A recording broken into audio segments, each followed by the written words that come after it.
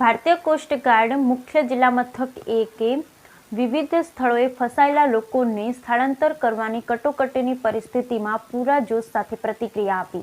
જ્યાં રાષ્ટ્રીય રાજ્ય આપત્તિ રાહત એજન્સીના ગ્રાઉન્ડ ટીમની પ્રવાહ અને સ્તરને કારણે પહોંચી શકી નહોતી. વિસ્તારમાં પાણી નીચા મેઘ આધાર અને વરસાદમાં દૃશ્યતામાં ઘટાડો હોવા છતાં સૌર્યપૂર્ણ હવા ખાલી કરવાની કામગીરી હાથ ધરવામાં આવી હતી.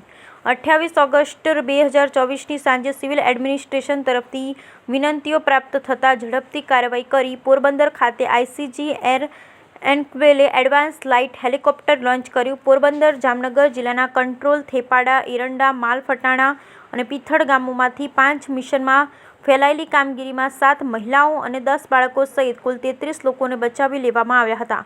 અવિરત વરસાદને કારણે વહેતી નદી અને ગામોમાં પૂરને કારણે બચાવાયેલ લોકો છત અને અન્ય કામચલાઉ સ્થળોએ ફસાયેલા હતા. સૌરાષ્ટ્રના કચ્છ પ્રદેશમાં ભારે વરસાદ અને પવનની ખૂબ જ તીવ્રતા પ્રવર્તી રહી છે. પડકારજનક પરિસ્થિતિ, ઓછી દૃશ્યતા હોવા છતાં આઈસીજી એએલએચ સુનિશ્ચિત કરીને તેમને ખૂબ જ મર્યાદિત સમયની અંદર જોખમી વિસ્તારોમાંથી તમામ અસરગ્રસ્ત કર્મચારીને ચપળતાપૂર્વક બહાર કાઢ્યા. બચાવી લેવાયેલ લોકોમાંના ઘણા બાળકો સહિત જેઓ ડિહાઇડ્રેટ અને થાકી ગયા હતા તેઓને રાજ્ય એજન્સીઓને સોંપવામાં આવે છે.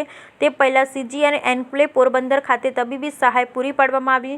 આ મિશન ભારતીય કોસ્ટગાર્ડના વી પ્રોટેક્ટના સૂત્રનું પ્રમાણ છે. ભારતીય કોસ્ટગાર્ડ જાગૃત રહે અને જીવનની સુરક્ષા માટે કોઈપણ કટોકટીની જવાબ આપવા માટે તૈયાર છે. Bureau report Lalit Singadiya, Devbhumi, Dwarka.